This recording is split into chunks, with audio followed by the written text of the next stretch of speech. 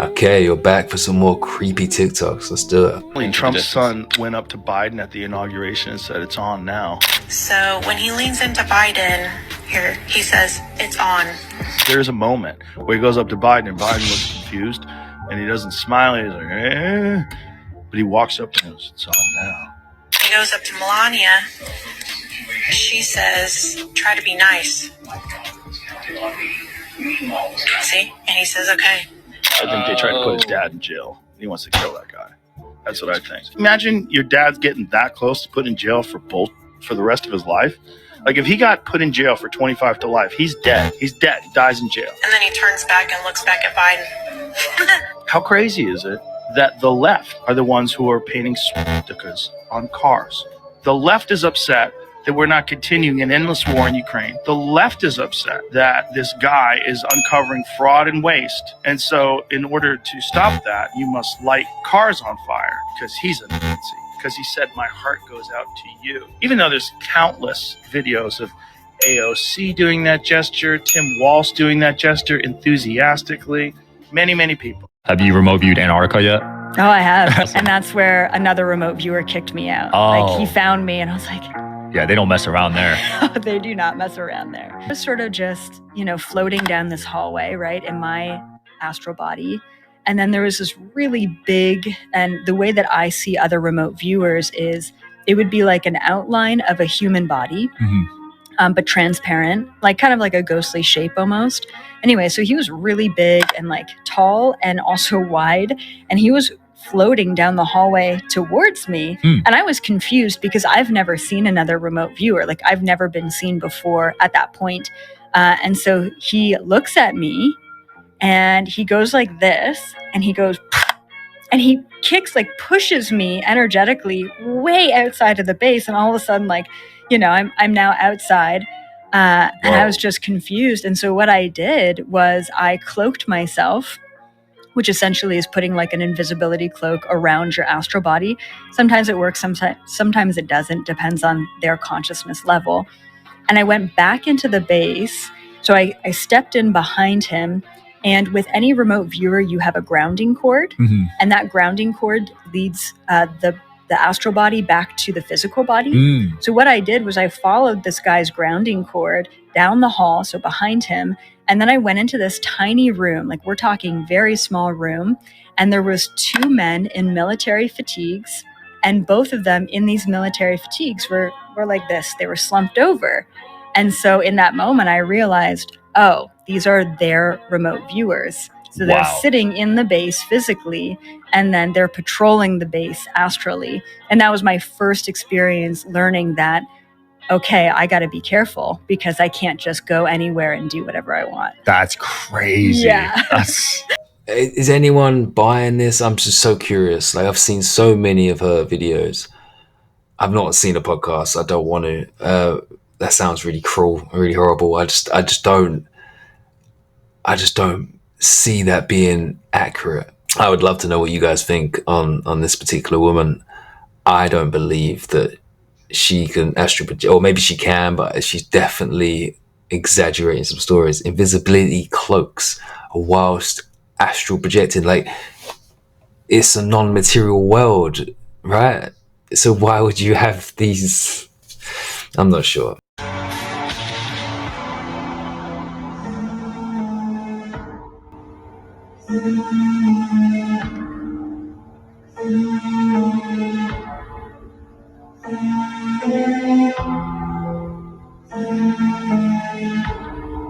Whoa. Asmana, what time is it? Sir, 1:30. That's cool. I like that. How you know? This is it. Pretty close. Yeah. Yeah, they had bikes. A Mayan bike. Wow. In 2013, former Canadian Minister of National Defense, Paul Hellyer, declared that the United States government and other governments around the world are working with organized groups of extraterrestrials. Why do you say that UFOs are as real as the airplanes flying over our heads? Well, because I know that they are. They've been visiting this planet for thousands of years. And there is what is called a federation of these people. Paul Hellyer was a former Deputy Prime Minister of Canada and a former Minister of Defense of Canada. He was able to talk to a lot of important people within the US and Canadian system. And it was his opinion, based on the sources that he had, that there are many groups that are here visiting us. Paul Hellyer is not the only government official to come forward with alleged knowledge of a federation of extraterrestrial races.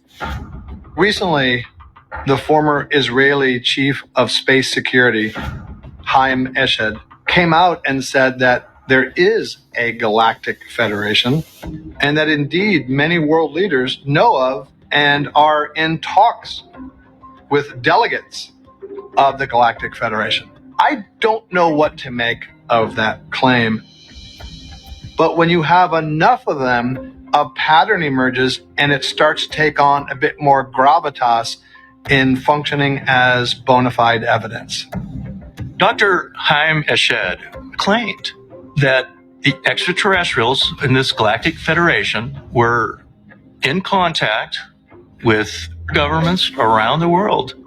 It's a fascinating idea and one that may well be true.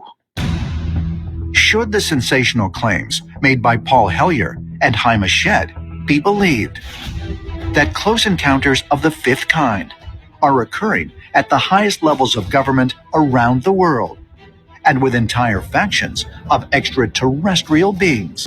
Ancient astronaut theorists say yes, and argue that recent revelations from world leaders may be preparing mankind for a groundbreaking event.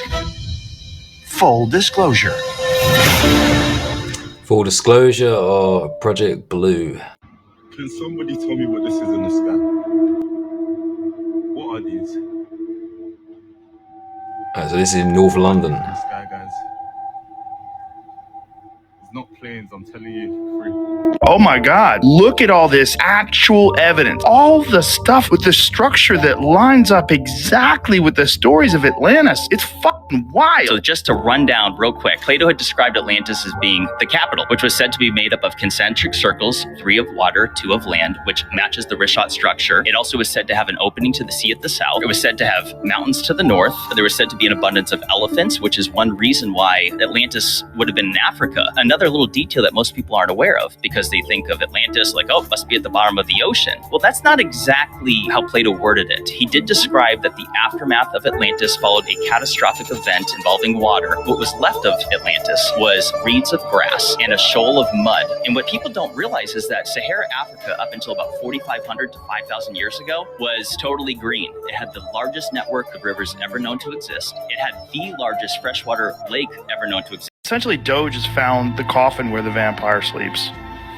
Yeah. We're reprogramming the Matrix. Success was never one of the possible outcomes. As a Kobayashi Maru situation. If you're in the Matrix, success was never possible. The only way to achieve success is to reprogram the Matrix such that success is one of the possible outcomes. That's what we're doing. Yeah. We may or may not succeed. Well, it's certainly a lot of fun to watch. So how did he succeed at this Matrix? What if the pyramids of Giza are just the tip of the iceberg? New research claims there's a massive underground city beneath the Khafra pyramid with 2,000-foot deep vertical shafts, spiral staircases, and chambers that could be part of an ancient water system. Some believe it could even be the legendary Hall of Records, a hidden archive of lost Egyptian knowledge. But not everyone's convinced. Top Egyptologist Dr. Zahi Hawass says it's total nonsense. Still, if even part of it is true, what secrets might lie beneath the sand?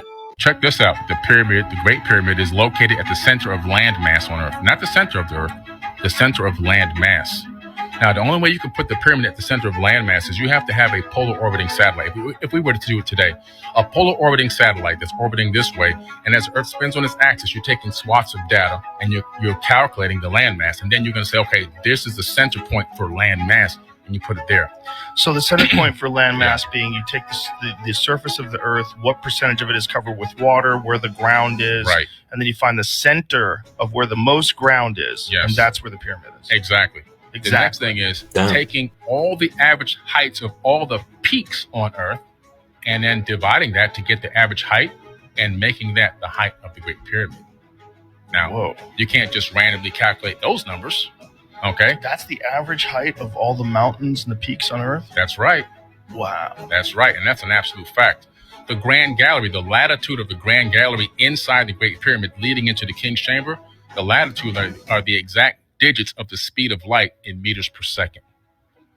You can't just randomly calculate that one. The universe only gives us what we think we're worthy of receiving. So then people who show up for themselves every day, they start feeling pretty damn worthy. Like, hey, they're like, I'm worthy for this. Not like an entitlement way, like something. They just like, I feel like it's going to happen. I'm worthy for it. You're not ready for what you want until you believe you can get it. All things are possible if you believe. And you get it when you believe it. You get it when you believe you have it. And that's the key. It's like people still, they sit around going, when's it going to come? When's it going to come? When's it going to come? When's it going to come? And that's the wrong way. You have to go, it's here, it's here, it's here. And these objects are going to be enormous, and they're going to be flying in daylight. Not at night, in daylight. And you're going to be seeing them. And then right after that, your government, the one you love and trust, is going to say, we have some information to share with you. And they're going to tell you a little bit about why they've lied to you for so much, for so long, and how they tried to protect you because they determined that you were not able or ready to deal with this information. Well, I disagree with that. I strongly and violently disagree with that. We're not sheep. They're treating us like that, but we're not. We're the sheep that are paying the damn bills. We have a right to know these things. And ladies and gentlemen, to use a military term, we have a need to know. It's really weird how, like, for instance, the Earth has almost the exact same amount of water as we do in our body, and how our blood is composed of iron. It's the same core that the Earth spins. We're like perfectly designed for this Earth is the best way to describe it. Yes. But not in a way where we're supposed to be hunter-gathering or living primitively. All of a sudden, the hair mostly lost off our body. All of the traits that would be necessary for us to survive in the way we've been told just all of a sudden vanished. And someone would be like, well, evolutionarily, they don't need them anymore. But no, this happened like out of nowhere. It's not like it's a slow thing. And we've also never observed any kind of a primate in any stage of a change over the course of human history ever. Never. Not even one slight change where it was like converting into something else. And I'm not someone who's completely against all aspects of evolution. Sure. I want to make that clear. What I realize is that based on others is that evolution may be more based on the macro versus the micro. I think that an animal, yes, can develop more hair, change things like, yeah, those things absolutely happen. But for something to be able to, for instance, go from a giraffe or like a whale to us, I don't understand how that'd be possible. And I want to give an example of that.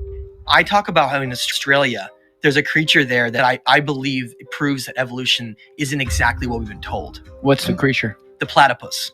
Platypus is the weirdest goddamn animal on Earth. It's a mammal that lays eggs that's poisonous, that is supposed to be like a half bird, half duck. It doesn't make sense. This is how an astronaut was brought home 14 years ago. I have always thought this.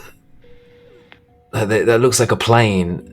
And they always used to look like this. And then suddenly we have a pod in the sea for the first time. Like I've never seen that with an astronaut before until these two came back recently.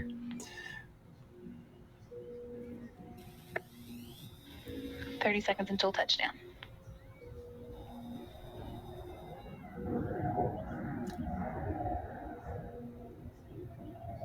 Now, if it has wheels and it's like this, how at any point did it leave? I mean, it could just leave like that, I guess, but it just seems booky to me. That's just a plane with a couple extra fuel tanks. Kanye is coming for the Kardashians, and he is making some big-time allegations on X right now. Viewer discretion is advised. This gets pretty wild, but he's saying the Kardashians are sex workers, and they sex traffic all all of the black children that they strategically produce. Pause and read these tweets. I'm not going to lie, I don't know what a lot of this means, but he is convinced that his children are in a trafficking ring. He directly comes after Kim saying that she is a trafficker, and he's saying basically, y'all think I'm crazy, but just wait and watch and see what happens. To me, this was the most interesting tweet. He said, it's time to go get my children from the situation that everyone knows they're in. They killed that boy from Lincoln Park for this, but I'm not letting my children be in this anymore. So I believe he's talking about Chester Bennington, the lead singer from Lincoln Park. And they said there was rumors that he was going to expose a sex trafficking ring, but he ended up passing away. He said, I will be dead before my kids be in Sierra Canyon in September. And now Kanye tweets this, I've been asked to go to the hospital. So let me get this right. I'm not allowed to speak out loud. And why would I be asked to go to the hospital after what I've said today? And he posts a screenshot of his text. I got the knock on the door after I called out the sex trafficking. And the text says, go to a hotel you don't normally stay at, please. There are people all over the city who get a check in one way or another from that family. Just be careful for a couple nights. Just some context, his other tweets are absolutely crazy, but this is some heavy stuff. Digging around online, I found a strange piece of footage that comes from a Vietnamese news station which caught a very peculiar object during a lightning storm. There's a correlation here, earthquakes, lightning storm, volcanoes. Look at this. Boom. I'm going to slow it down for you, and then we're going to zoom in and we're going to look at this object a little bit closer. This footage was filmed outside at the time. Look at this thing, bruv. Right, here we go. It's octagonal shaped in nature. Look at that, bruv. Okay? For those of you that are not really familiar around here, we do a lot of reporting on strange UFOs that are captured and seen around thunderstorms, earthquakes, volcanic eruptions. These sort of phenomenons tend to kind of hover around these areas of interest. And it's kind of strange. I don't know, man. Look at this thing. It's octagonal. It's got a thing underneath it. This was shot outside. There's no reflection to be had here, right? And here's a freeze frame of the object in question, right? Octagonal in nature. And do you know what this reminds me of? The Michael Herrera incident. The US Marine that came forward as a whistleblower telling everyone about the experience that he... Here's the bad boy in question. A former Marine claims he and 5 comrades saw a flying saucer being loaded with weapons while serving in Indonesia in 2009, and he was threatened at gunpoint by unmarked US forces at the scene. The wild story comes after an Air Force whistleblower from the government's UFO office joined growing numbers of intelligent officials claiming the US has recovered and even reverse-engineered crashed and landed non-human spacecraft. And just reversing the still itself and doing a little bit of edge detection, there is an edge to be seen here. So whatever this is was solid. Let's just check this bad boy one more time because this is absolutely insane, and I will constantly stress about the strange phenomena that happens around storms, earthquakes, tsunamis, things of that nature, the volcanoes in Mexico, or things going in and out, orbs sitting inside these geometric storms or whatever, and it's just so much of it, mate, right? I mean, if you were an alien and you saw them kind of things happening, you would want to come watch, right? Holy cow. Before I fall to the system, I'm gonna try and do good with my gifting and pray to the Lord for some wisdom. Pray. Hopefully someone will listen. Amen.